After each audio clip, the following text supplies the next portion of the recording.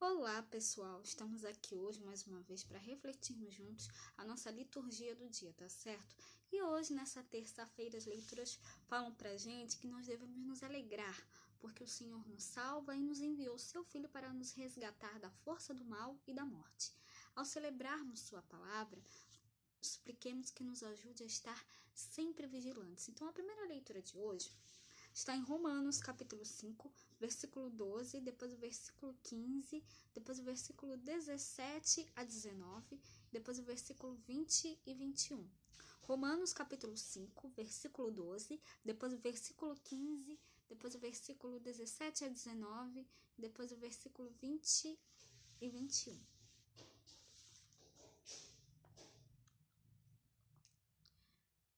Pelo que, como por um homem entrou o pecado no mundo, e pelo pecado a morte, assim também a morte passou a todos os homens, por isso que todos pecaram. Mas não é assim o dom gratuito como a ofensa, porque se pela ofensa de um morreram muitos, muito mais a graça de Deus e o dom pela graça, que é de um só homem, Jesus Cristo, abundou sobre muitos. Porque se pela ofensa de um só a morte reinou por esse, muito mais os que recebem a abundância da graça e do dom da justiça reinarão em vida por um só, Jesus Cristo. Pois assim como por uma só ofensa veio o juízo sobre todos os homens para a condenação, assim também por um só ato de justiça veio a graça sobre todos os homens para a justificação da vida. Porque, como pela desobediência de um só homem muitos foram feitos pecadores, assim, pela obediência de um, muitos serão feitos justos. Veio, porém,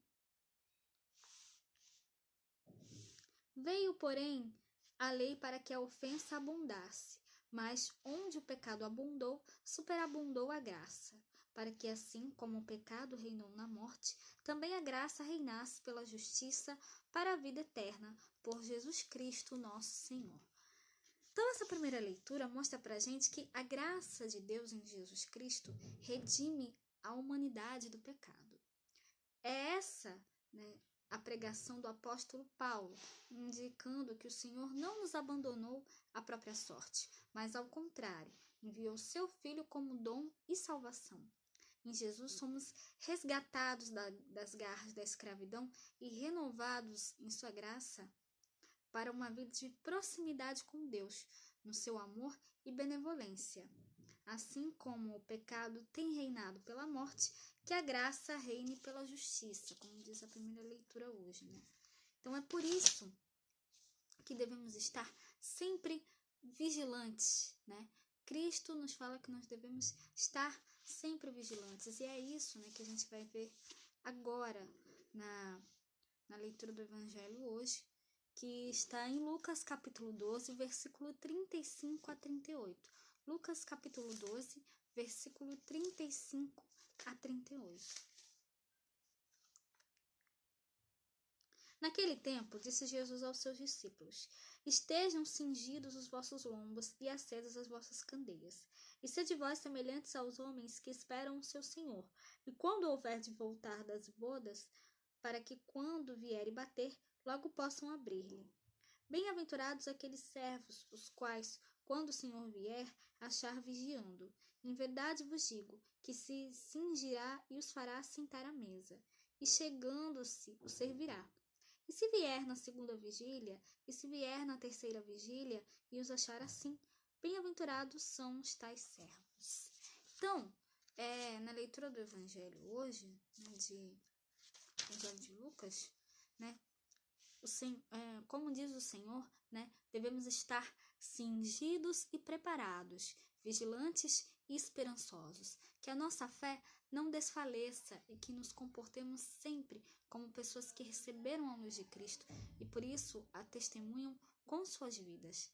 Esse comportamento é agradável a Deus, que nos encontrando assim, nos enriquecerá sobremaneira com seus dons admiráveis, convertendo nosso coração cada vez mais ao seu amor.